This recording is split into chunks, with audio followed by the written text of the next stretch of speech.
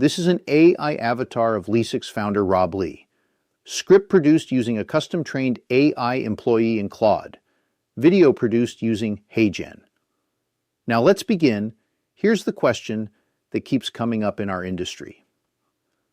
Can technology actually make us more human? I know that sounds backwards, but stick with me for the next 10 minutes, because what I'm about to share could completely change how you think about automation in your real estate practice. See, most agents are approaching this all wrong. They're either avoiding technology completely, worried it'll make them seem impersonal, or they're going full robot, thinking automation means they can just set it and forget it. But there's a third way, a better way. Today, you're going to learn 5 specific strategies for using automation to actually strengthen your community connections, not weaken them. Plus, I'll share 3 real-world case studies showing agents who use these principles to dramatically increase their conversion rates and build deeper client relationships at the same time. Let me start with strategy number 1. Strategic automation selection. This is about choosing what to automate versus what to keep personal. Think about your typical week. You're probably spending hours on scheduling, follow-up emails, document preparation, basic property research. These are what I call behind-the-scenes tasks. They're necessary, but they don't build relationships.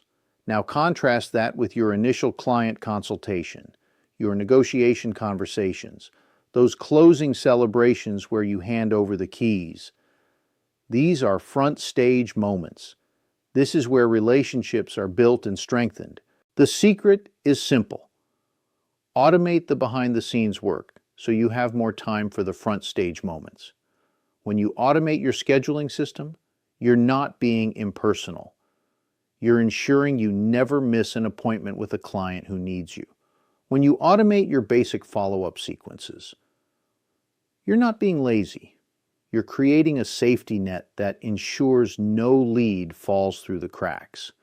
This gives you more mental space, more actual time to focus on what really matters, having meaningful conversations with your clients. Strategy number 2, using automation as a community intelligence tool. This is where automation gets really interesting. Your CRM system isn't just storing contact information. It's learning about your community. Every interaction gets tracked. Every preference gets noted. Every life event gets recorded. Over time, this creates what I call a community knowledge base. You start to see patterns. You know which neighborhoods are popular with young families. You understand seasonal buying trends in your market. You can predict when certain clients might be ready to move up or downsize. But here's the key. This intelligence only becomes powerful when you use it for personal outreach. Let's say your system flags that it's been 6 months since you checked in with the Johnsons, and it reminds you that they mentioned wanting to downsize when their youngest graduated college. That's not just data. That's an opportunity for a meaningful conversation. You can call them up, not to sell, but to genuinely check in. Hey, how did graduation go? I remember you mentioning you might be thinking about right-sizing. The automation gave you the intelligence, but the personal touch makes the connection. Now let's talk about strategy number 3, creating hybrid touch points that feel personal. This is where most agents get confused. They think automation has to feel automated, but the best systems trigger personal actions. Here's what I mean. Your CRM can send you alerts about client anniversaries, but instead of sending an automated happy anniversary email, you send a handwritten note. Your system can remind you when a past client's listing anniversary is coming up, the date they bought their home 3 years ago. But instead of an automated email, You make a personal phone call.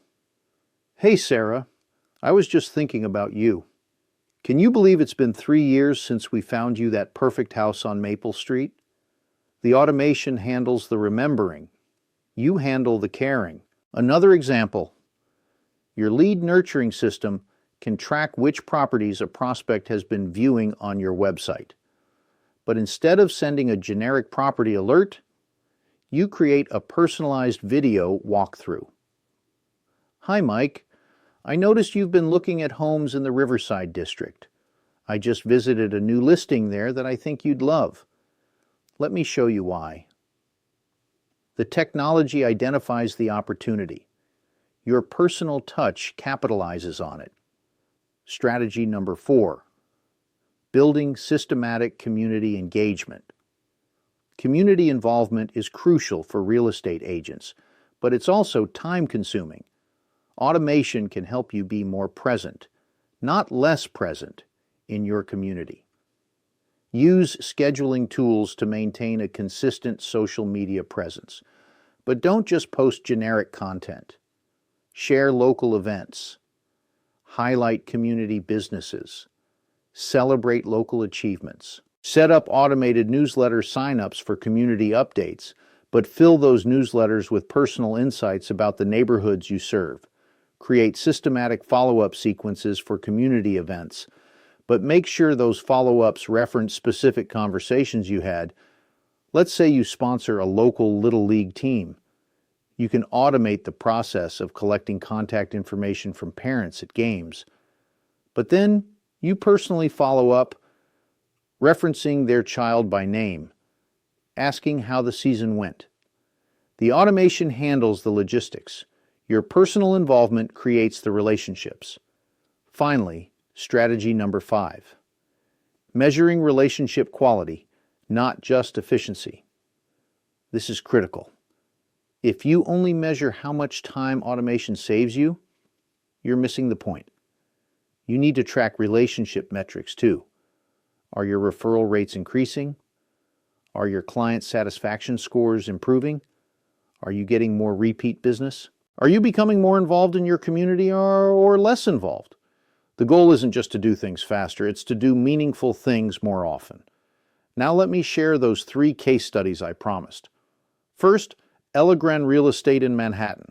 They implemented marketing automation, but they did it strategically. They used automated systems to capture and qualify leads from their website, but they paired this with a dedicated inside sales team for personal follow-up. The automation handled the initial information gathering. The human agents provided personal consultation and appointment setting. The result?